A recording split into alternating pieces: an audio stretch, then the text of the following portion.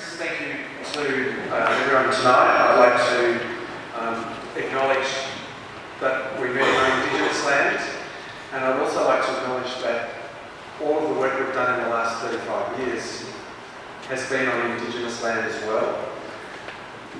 I feel ashamed in that 35 years that I have not connected with Indigenous people, and I would like to try to make amends for that over the next few years in the dialogue that I would like to have with Indigenous people. So I wanted to put that on the record, that we haven't done through my group what we should have done, and I would like to do something about that in the coming years of work that we do.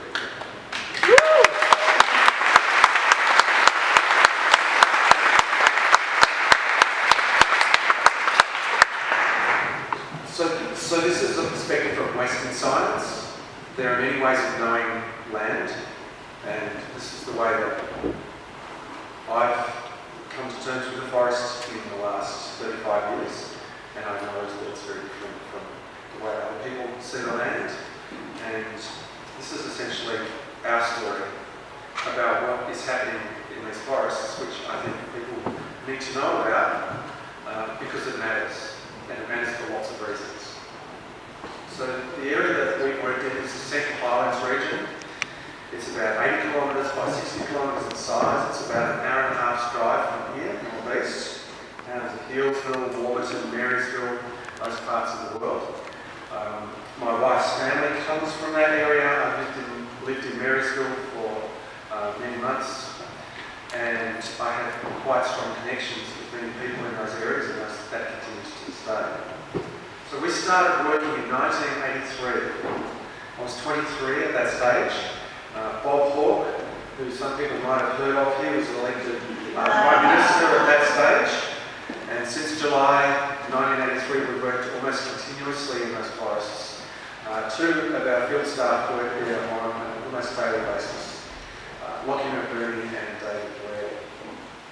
So we've written a lot of Western science, a lot of scientific papers. We do a lot of measurements, and this story is about what those measurements are telling us about what is happening in the forest. So it's a Western science of trees, about biodiversity, about disturbance, both natural disturbance through fire and also by logging, about the water, and about the need to better protect those really important forests. So the first thing is the large old trees. So these are the tallest flowering plants on the planet. And they have really quite extraordinary life cycles, and they really capture people's imaginations. And the truly extraordinary thing is that the vast majority of people in Melbourne, more than 5 million people, have no idea that these forests are even there. And no idea that these forests are the tallest flowering plants on the planet. And this is a photograph of one of our field sites, and I'm actually in that photograph. You can see me just down at the bottom in the red. There. These are really extraordinary forests, and again, almost nobody knows that they're there. And nobody knows how much disturbance these forests have undergone. So these are amongst the tallest trees on the planet. The tallest trees in the world are in California. They're conifers. They're not flowering trees like the mountain ash. And here is the Thomson tree that we drove past today. This tree is now collapsed. That is the entire township of Fernshaw around that tree. Sadly, there are precious few of these kinds of trees. We have been measuring these since 1983. We have quite a large population of these trees, and we've been looking at how the condition of these trees has been changing, particularly in the last 20 years. And this is David Blair measuring a standing tree and then remeasuring the tree once it's collapsed. And what we're seeing is a very rapid rate of collapse of these really big trees right through the forest. And this is the trend curve for what's happening. So what we're seeing is the number of large trees per hectare of forest, and what we've seen in the last 15 years, and we can see what the future is holding in terms of what's going on with these really big trees. So this is about an 85% loss of these really big trees, which are a key part of these forests. So this isn't made up. This is actual measurements of what's going on and then projections into the future of what we're likely to see in these forests. So we had 171,000 hectares of mountain ash forest. After the 2009 fires, we ended up with 1,878 hectares of mountain ash forest that is either unlogged or unburnt. So that's about 1.16% of the whole forest, which is unlogged or unburnt. Historically, at the time of white invasion, about 30 to 60% of the forest was old growth. So this has been a massive change in a relatively short period of time. The alpine ash forest is even worse. So just 97 hectares of 21,000 hectares of alpine ash forest in this system is old growth. So that's 0.37 of 1% of that system as old growth. So this is far worse, for example, than in Tasmania, where there have been forest wars raging for 20 or 30 years. Victoria is far worse off, particularly the Central Highlands relative to what we see elsewhere. So the old growth forest is really important for many reasons. It's where we get the most water, it's where we store the most carbon, it's where we have the most large old trees, where we have most of the biodiversity. So let's move to what the biodiversity is doing. This is what we know in Western language as Ledbetter fossil.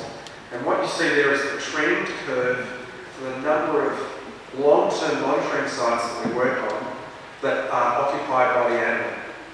So we have 172 long-term monitoring sites that we've worked on for many decades. In the last 20 years, since 1997, the number of sites occupied by Ledbetter's possum has halved. But Ledbetter's possum is doing much better than other iconic animals. It's an extraordinary animal called the grand glider. It's like a small gliding koala. It only eats eucalypt leaves. It's an extraordinary animal, and it's Pauline Hanson's nightmare because we get pure white versions and pure black versions, and they interbreed. And this is what this animal is doing. It's now been lost from 2/3 of the sites that it used to occupy in 1997. So this is having an absolutely dramatic decline in this absolutely iconic animal. And what we also see is that this is not just a decline to the possum gliders. We're seeing this also in many, many species of forest birds. So we have 49 species of forest birds which we have been monitoring in great detail since 2004. And what we see is that of those 49 species of birds, 24 of the 49 are declining significantly over time. So we are seeing a collapse in the biodiversity of these forests over a very, very short period of time. This, I think, from a pure biodiversity conservation perspective, is totally unacceptable. So let's have a look at what these kinds of landscapes look like. And we were doing this today with a group of senators, moving through the forest. So what you have here is, in yellow, one of our long-term monitoring sites, ANU Research Site 379. And what we can see is viewed from a logging coop is a whole series of other logging coops listed by year right across that landscape. And some people would say, oh, that's really unrepresentative. You don't see that anywhere else. In fact, you can see that view from landscape after landscape after landscape after landscape. And that's exactly what we did all day today. And we could have done that for 3 or 4 or 5 days. We could have gone to Royston, we could have gone to Powelltown, we could have gone to Marysville, we could have gone to the Triangle. You will see a similar kind of situation. And essentially, what is happening here is this landscape is essentially being mined for the last remaining soil logs in the system. We know this because we know from the department's own mapping data what has been cut, where and when, and for what. So this kind of operation essentially means that all the merchantable trees are taken out of the forest. About 60% of the biomass stays in the forest, like this. It's then left to dry, and then it's burnt. And this is a photograph from Chris Taylor's house. You can see the air. That's not cloud, that's smoke in the background. So we're burning literally hundreds of tonnes of biomass and converting roughly half of that to smoke. And that's what you are breathing during April and May each year during the burning season. So the effects of logging have been studied by other people as well as us. Basically kills animals on sites. Animals die on the site. They don't move elsewhere, they can actually die. The large old trees, there's a rapid acceleration of their rate of loss, and we have measured that. It impairs the recruitment of new habitat for animals for up to 200 years. And there's more, which we'll talk about in a moment, in terms of fire. So fire is a really critical process in this forest for many reasons. And these forests burn at very, very high severity. You can actually see a photograph here of a tree burning flame height, many tens of metres higher than the top height of the tree. So fire in these forests is very high severity and very high intensity, and it mostly kills the trees. Sometimes the large old trees survive, but the animals die on site, and we'll see a photograph in a moment. Now the average time between these very high severity fires should be somewhere between 75 to 120 years. We've had 10 major fires in the last 100 years. And some parts of the landscape are much less likely to burn. So there's a lead that is possible following the 2009 fires. We also know from Chris's work and others at the University of Melbourne that logging makes these forests more prone to high severity fire. And you can see the relationship there in the graph. That effect lasts for about 20 to 30 years after logging is completed. Just quickly, the science of water. These forests produce almost all of the water for the city of Melbourne, about 5 million people. The old forest produces by far the most water. That's been demonstrated time and time again through work by Melbourne Water and others. Young forest produces about 12 million litres. That's work by Bob Vitesi in 2001. So Melbourne is likely to have severe water issues by 2030. And Chris Taylor and myself and others have looked at this. By 2050, the reduction in water yield as a consequence of clear felling in ash forest in the Upper Thomson Catchment, which is the biggest catchment, will be equivalent to the water supply of about 600,000 people. That's how much water has been taken out of the system. I'll give you that number again. By 2050, recurrent logging in the Thomson Catchment will take 600,000 people's water out of the water supply system. That's a non-trivial number.